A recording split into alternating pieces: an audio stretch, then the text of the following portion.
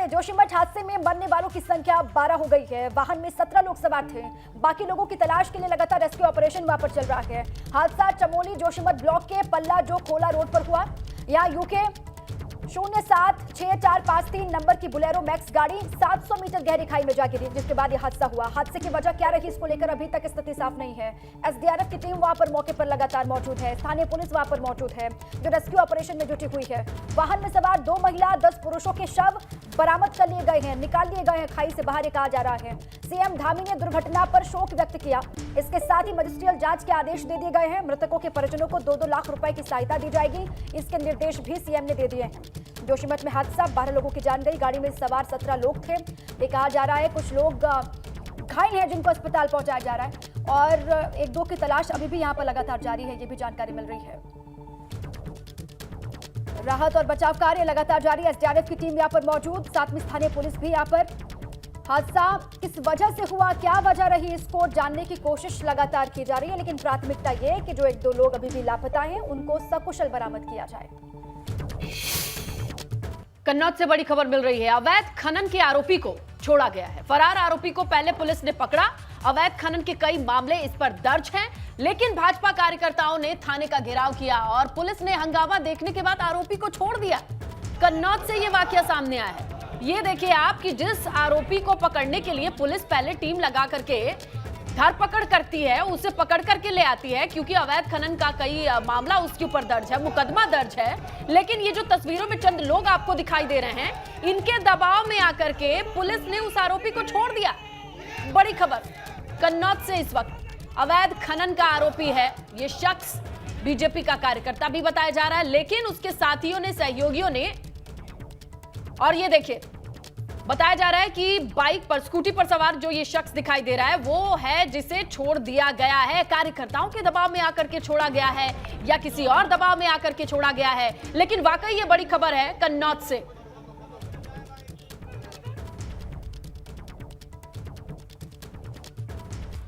बड़ी खबर मथुरा से। ब्रीफकेस में मिले शव का कोई सुराग नहीं लग पाया है। शव यमुना एक्सप्रेसवे की सर्विस लेन पर मिला, लेकिन शव मिलने के 10 घंटे बीत जाने के बाद भी यह पता नहीं चल पाया कि आखिरकार ये युवती है कौन।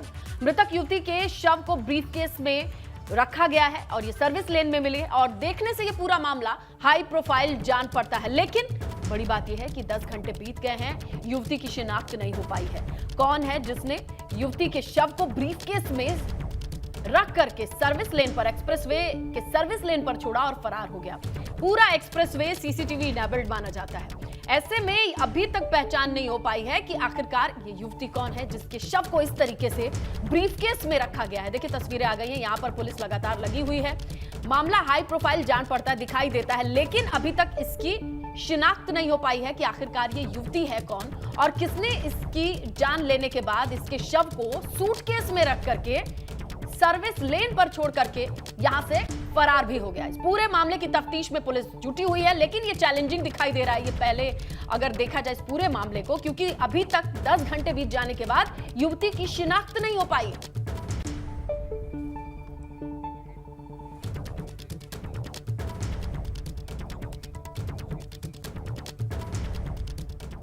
अमेठी से भी बड़ी खबर है। दबंगों ने प्रशासन का रास्ता रोका है। घंटों हंगामा वहां पर होता रहा। वीडियो भी इसका वायरल हो रहा है, आपको दिखाते हैं। पिकअप खड़ी करके मौके से भाग गए थे दबंग, और भारी पुलिस बल ने रास्ता वहां पर खुलवाया है। ये जानकारी, दबंगों पर आरोप है कि प्रशासन का रास्ता रोका गया।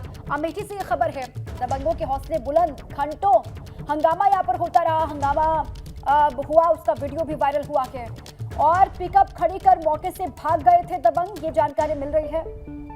प्रशासन का रास्ता वहां पर रोका गया, रास्ते में गाड़ी खड़ी की और वहां से फिर कहा यह जा रहा है कि भागे भी हैं। अमेठी से खबर, तस्वीर भी आपको दिखा रहे हैं।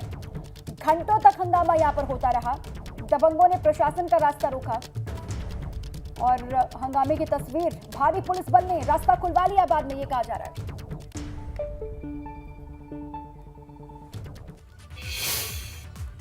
देखिए उत्तर प्रदेश सरकार में पूर्व मंत्री और सपा नेता स्वामी प्रसाद मौर्य ने भगवान राम को लेकर के विवादित बयान दिया है। मैनपुरी उपचुनाव प्रचार में डिंपल यादव के प्रचार के दौरान स्वामी प्रसाद मौर्य ने तो भाजपा पर राम के नाम का सौदा करने का आरोप लगा दिया। मोदी जी आए हैं, क्या है, राम को लाए हैं। जैसे लगता है राम को इन्होंने पैदा किया, राम को मोदी ने पैदा किया, राम पैदा नहीं। ये मोदी क्या है तो राम पैदा हुए, इसमें बलराम थे ही नहीं। ये राम के नाम पर भी दुकान चलाने में पीछे नहीं रहते। राम को भी, राम का भी सौदा कर लेते हैं। भारतीय जनता पार्टी ने स्वामी प्रसाद मौर्य के विवादित बयान पर मोर्चा खोल दिया है। स्वामी प्रसाद जी को उस तरह का बयान नहीं देना चाहिए और निश्चित रूप से उस बयान के लिए उन्हें माफी मांगनी चाहिए। उन्हें जाके अपनी उस विधानसभा में जाके देखना चाहिए जहां की जनता ने उन्हें नकार के बाहर का रास्ता दिखा दिया।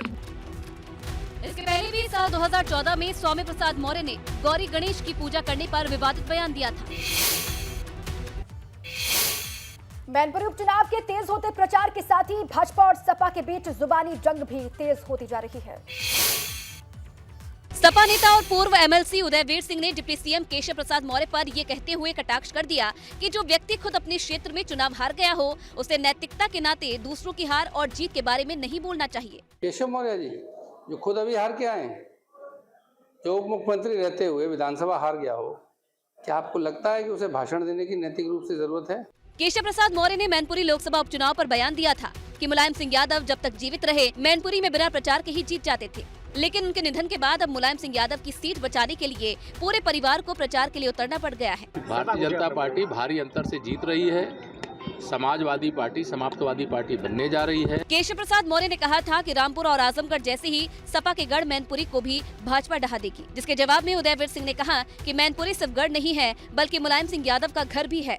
मैनपुरी समाजवादी पार्टी का घर है, पूरा क्षेत्र नेताजी का गढ़ है। मैनपुरी में उपचुनाव के लिए मतदान होने में 2 हफ्ते से भी ज्यादा का वक्त बाकी है, लेकिन उसके पहले ही सपा और भाजपा नेताओं ने एक दूसरे पर कटाक्ष और हमले तेज कर दिए हैं। उत्तर प्रदेश में होने वाले तीनों उपचुनाव में भारतीय जनता पार्टी ने समाजवादी पार्टी को घेरने की पूरी प्लानिंग कर ली है, जिसके लिए भाजपा ने चक्रव्यूह तैयार किया है। मैनपुरी लोकसभा सीट के लिए भाजपा प्रदेश अध्यक्ष भूपेंद्र चौधरी और महामंत्री धर्मपाल सैनी जल्द मैनपुरी में डेरा डालने वाले हैं। तो केंद्रीय मंत्री एसपी सिंह बघेल, बीएल वर्मा, कैबिनेट मंत्री बेबी रानी मौर्य, गिरीश चंद यादव, राकेश सचान, असीम अरुण, योगेंद्र उपाध्याय, जयवीर सिंह, सांसद रामशंकर कठेरिया, राजवीर सिंह और सांसद सुब्रत पाठक को मैनपुरी में जिम्मेदारी दी गई है। इसके साथ ही केंद्रीय मंत्री स्मृति ईरानी, महेंद्र नाथ पांडे, पंकज चौधरी के साथ केंद्रीय मंत्री अनुप्रिया पटेल और निषाद पार्टी से संजय निषाद भी प्रचार करेंगे। तो रामपुर के लिए भाजपा ने कैबिनेट मंत्री सुरेश खन्ना, धर्मपाल सिंह, जितेंद्र प्रसाद, राज्य मंत्री बलदेव सिंह, पूर्व केंद्रीय मंत्री मुख्तार अब्बास नकवी की तैनाती कर दी गई है। तो खतौली में राजकुमारी सैनी के समर्थन में भाजपा ने राज्य मंत्री जसवंत सैनी और सोमेंद्र तोमर के साथ साथ ब्रजेश सिंह को तैनाती दी है। भारतीय जनता पार्टी भारत में रहने वाली सभी जनता की पार्टी है, व्यक्ति की पार्टी नहीं है। इसलिए अब समुद्र में मिल जाएंगे तो समुद्र का ही जल कहलाएगा। अब खतौली उपचुनाव की बात। 2022 विधानसभा चुनाव में मदन भैया को हराने वाले नंद किशोर ने कहा है कि मदन भैया फिर से चुनाव हारेंगे। गाजियाबाद की लोनी सीट से भाजपा विधायक नंद किशोर गुर्जर ने कहा है कि मुजफ्फरनगर की खतौली विधानसभा में भाजपा का परचम लहराएगा। आज एक शानदार माहौल है, तो लोग ये चाहते हैं कि कंटिन्यू सरकार रहे, और उपचुनाव में तो लोग ऐसे भी ये सोचते ही हैं स्वाभाविक रूप से कि भाई किसी को दूसरे विपक्ष को बनाएंगे तो डेवलपमेंट कैसे होगा, तो इस कारण से भी तो वहाँ भारतीय जनता पार्टी आसानी से जीत रही है।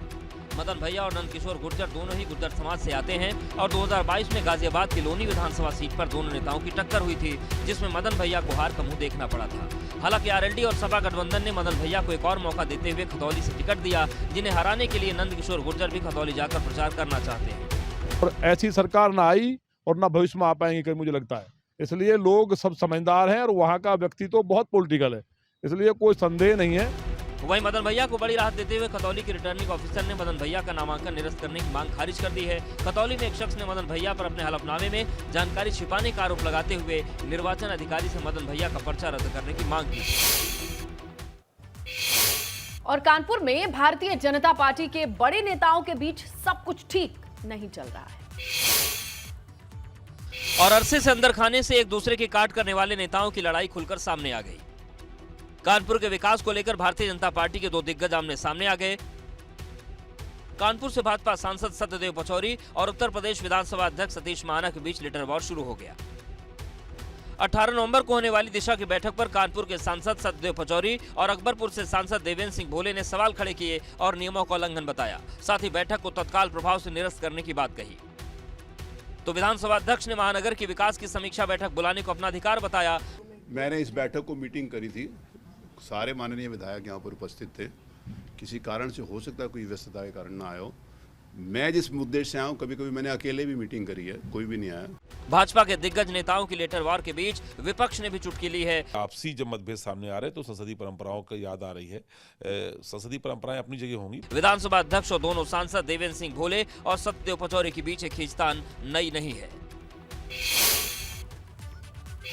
पूर्वांचल के माफिया डॉन मुख्तार के बेटे और सुभाषपा विधायक अब्बास अंसारी को सलाखों के पीछे भेज दिया गया है।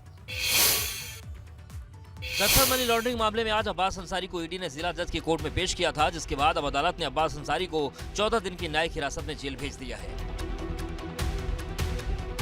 और अब अब्बास अंसारी 1 दिसंबर तक जेल में रहेगा। आपको बता दें कि मुख्तार अंसारी पर दर्ज मनी लॉन्ड्रिंग के केस में अब्बास पर शिकंजा कस गया है। ईडी ने 2 हफ्ते की कस्टडी रिमांड पूरी होने के बाद संतोष राय की अदालत में अब्बास को पेश किया था, लेकिन आगे कस्टडी न मांगने पर अब कोर्ट ने अब्बास को सलाखों के पीछे भेज दिया है। आपको बता दें कि 4 नवंबर को गाजीपुर से ईडी ने अब्बास को गिरफ्तार किया था। 5 नवंबर से अब तक ईडी की कस्टडी में था। ईडी ने कस्टडी में अब्बास से काफी जानकारी जुटाई। अब अब्बास 14 दिन की जुडिशियल कस्टडी में है। अब्बास का मामा सरजील रजा उर्फ आतिफ भी कस्टडी में है। 22 नवंबर तक सरजील रजा ईडी की कस्टडी में रहेगा। मुख्तार के चार्टर्ड अकाउंटेंट से भी ईडी ने पूछताछ की है। दरअसल मार्च 2021 में ईडी ने मुख्तार अंसारी के खिलाफ मनी लॉन्ड्रिंग का केस दर्ज किया था। तब से लगातार कार्रवाई की जा रही है। कल उत्तराखंड के मुख्यमंत्री चंपावत के दौरे पर रहे, जहां प्राकृतिक चिकित्सा दिवस पर उनका अनोखा अंदाज दिखाई दिया।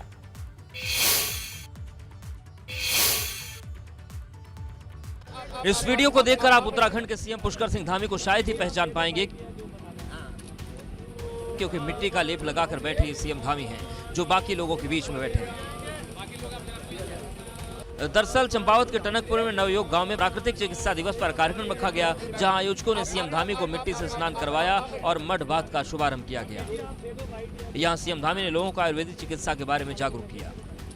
जब कोरोना महामारी आई उन दिनों में हमें इन सब पद्धतियों को भली भांति परिचय करवाया कि किस प्रकार से उपयोगी है, किस प्रकार से स्वास्थ्यवर्धक है, किस प्रकार से स्वस्थ रहा जा सकता है। अपने दौरे के दौरान सीएम धामी टनकपुर मुख्यमंत्री कैंप कार्यालय भी पहुंचे। लोगों की समस्याओं को सुनने के बाद शारदा घाट पहुंचकर नदी में दूध प्रवाहित किया। इसके साथ ही मां शारदा की पूजा अर्चना भी की। फिर टनकपुर से लगी नेपाल सीमा पर शारदा घाट का निरीक्षण कर अधिकारियों को जरूरी दिशा निर्देश दिए।